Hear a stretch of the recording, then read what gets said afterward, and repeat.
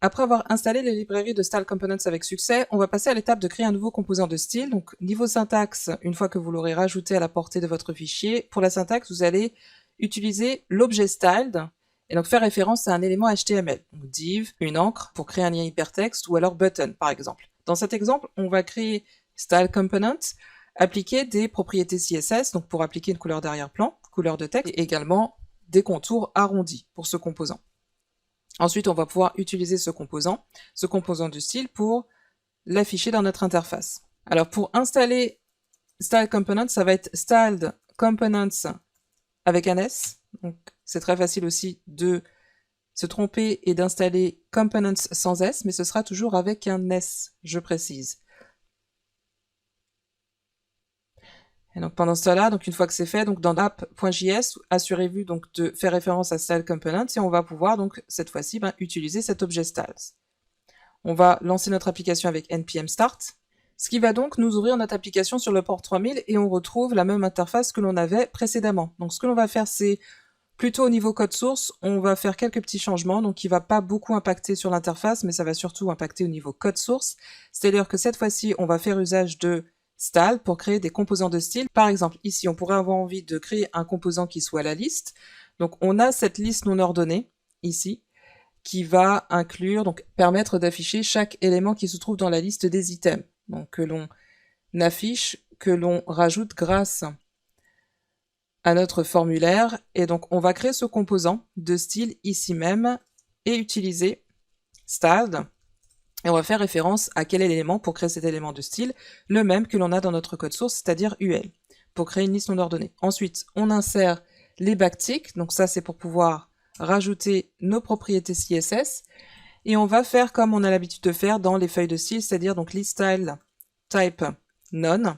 Ensuite, on va d'ailleurs, ça va être très similaire à ce que l'on a ici, on aura du padding qui sera égal à 0, donc on sépare avec les points-virgules, hein, c'est exactement la même syntaxe qu'avec les feuilles de style. Ensuite on aura margin top qui est égal à 1 rem, donc pas besoin des doubles guillemets.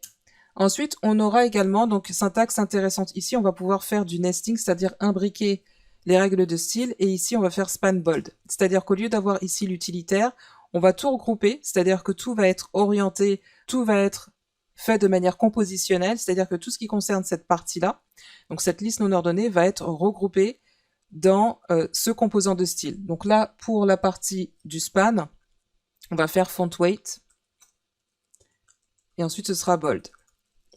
Voilà, donc tout sera regroupé ici, donc pas besoin de s'embarrasser avec plusieurs règles CSS ou plusieurs objets de style. Ici, ça va être beaucoup plus concis, regroupé au même endroit, donc dans un seul composant, donc orienté composant et en plus piloté par le CSS. Donc c'est un composant de style.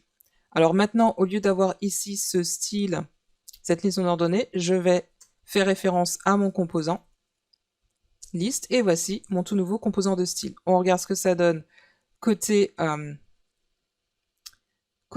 interface, donc navigateur, donc ça n'a pas trop changé, donc c'est exactement les mêmes règles de style. Si on vérifie avec l'inspector tool, on va voir qu'on aura notre élément style.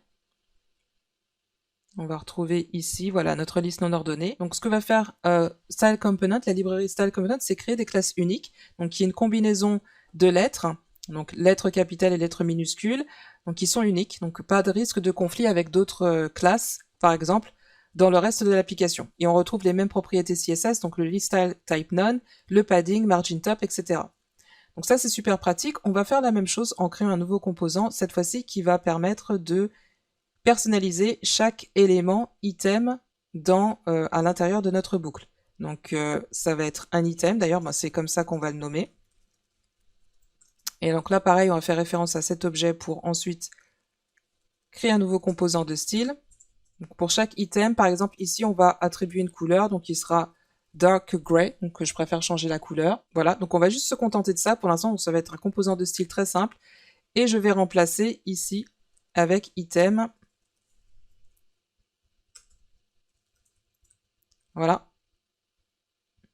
Donc pour l'instant qui n'est pas visible, mais si je rajoute un nouvel item, new item, voilà, donc là on va voir que c'est dark gray. Donc c'est très subtil, on ne voit pas trop la différence, mais je vais changer pour que ce soit plus Peut-être pas celui-ci, mais ouais, beaucoup plus clair. Mais bon, au final, ce sera pas cette couleur. D'ailleurs, ce serait plutôt une couleur si toutefois, donc on souhaite que ce ne soit pas mis en évidence. Donc au contraire, je vais plutôt mettre une couleur qui sera blue.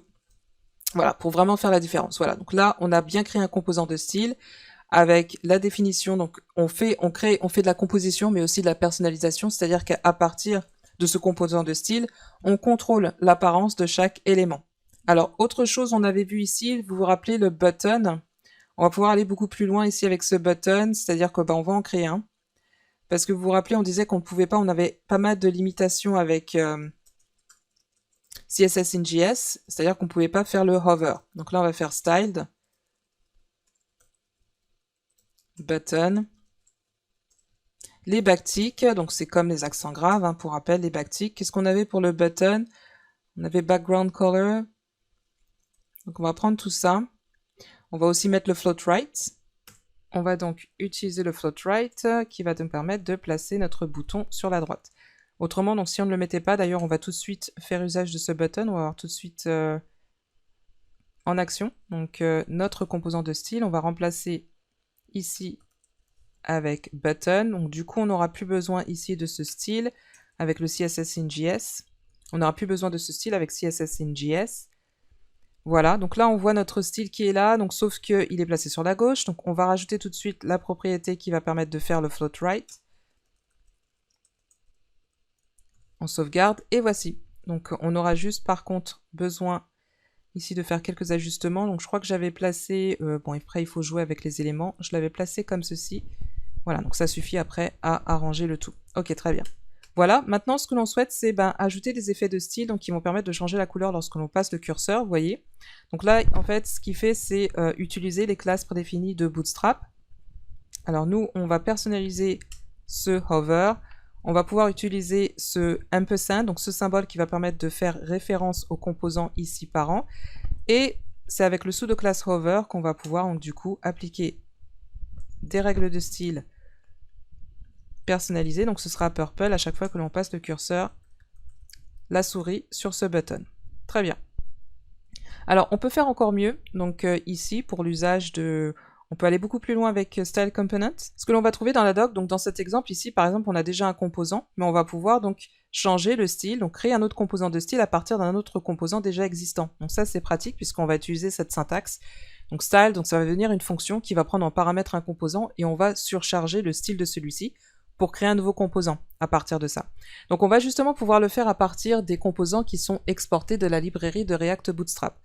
Donc c'est la raison pour laquelle je vous avais demandé d'installer cette librairie qui est React Bootstrap, puisqu'on va en rajouter. Donc d'ailleurs on va passer tout de suite à l'étape, je vais vous montrer tout ça dans la prochaine vidéo. On va d'abord importer deux composants qu'on va pouvoir ensuite personnaliser grâce à la syntaxe de Style Component.